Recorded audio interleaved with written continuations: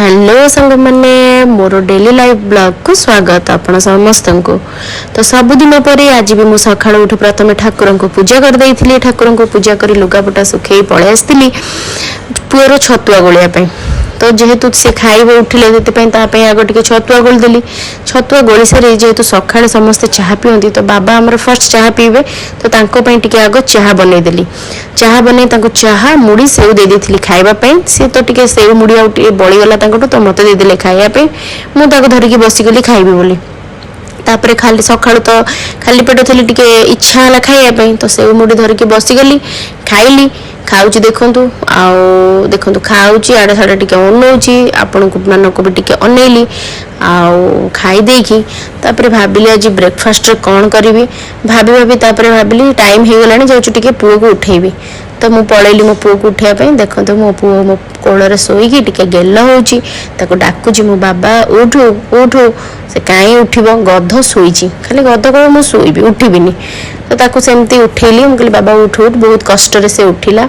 उठिकी ओहो केते निद मो धन को बापरे मुझे बाबा टे अनैलु तो से अनैला अनैकी मुझे चल बाबा उठी जा चल मुझे टे ब्रश करदेवी कारण तोर खाଇବା टाइम हो गलानी।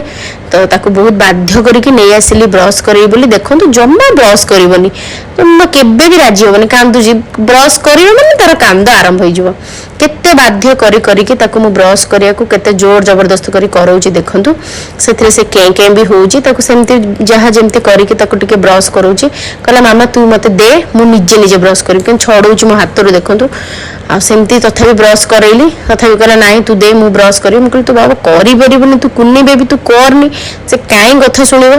तापर कहला कि दे हो मु ताकू दे दिली। मु कहली हो तू ने तो एपटे ब्रेकफास्ट पई टिके आलू काटी देकी ताकू नै आसिली आलू भाजी बोली।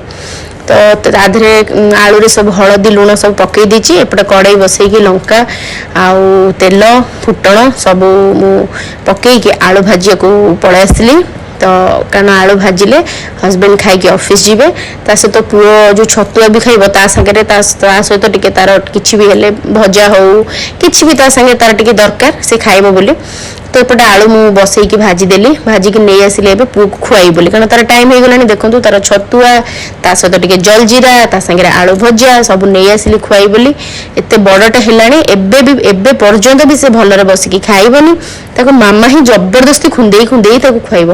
देखो केते कष्ट रे टीवी लगेली टीवी को देखुची ता सहित ताको छतुआ भी खुआई दूची। तो छतुआ खाई सारा पर जेहेतु हजबैंड कर आउ नणंदर स्टिच खोला हबार थिला तो आमे पळैलु डॉक्टर पाखु बाहरलु जीवु बोली कारण तांकर टाइम हो जाइथिला स्टिच खोला हबार। तो सेथिपई आमे जेहेतु मु गले तो सेथिपई पुओ भी कहला मु भी जीवी कांदिला। तो सेथिपई आमे समस्ते नणंद मु हजबैंड पुओ समस्ते बाहर की पळे आसिलु। बाटरे गला बेलको आमर तो स्टेशन पड़िबो सब बेले सेठी भीड़ जाम कारण कि सब बेले ट्रेन जीवो गेट पड़िथिबो। तो जहाँ भी हो आसिक आमे पहुंची गलु हॉस्पिटल रे पटिया हॉस्पिटल रे।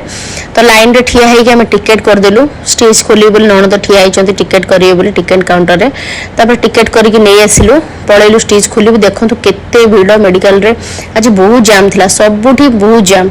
आम अपेक्षा करी स्टेज खोलिया पे वेट करके स्टेज खोल देकी पळे आसिलु सेठु आसिकी एमाने पळैले टिके दहीबरा खाउ बाहर तो एते गरम होउची जे बाहर को जाई होउनी। सेथिबे मु तो गाड़ी रे बसथाए तो मु भी खाइलिनी दहीबरा एमाने नणंद जे नै आसिले पुअर नणंदर दहीबरा टिके खाइले। तो दहीबरा खाई के आमे सेठु बाहरी आसिलु जेहेतु ट्रेन गेट पड़थिला बाटरे टिके आखुरस पी देलु।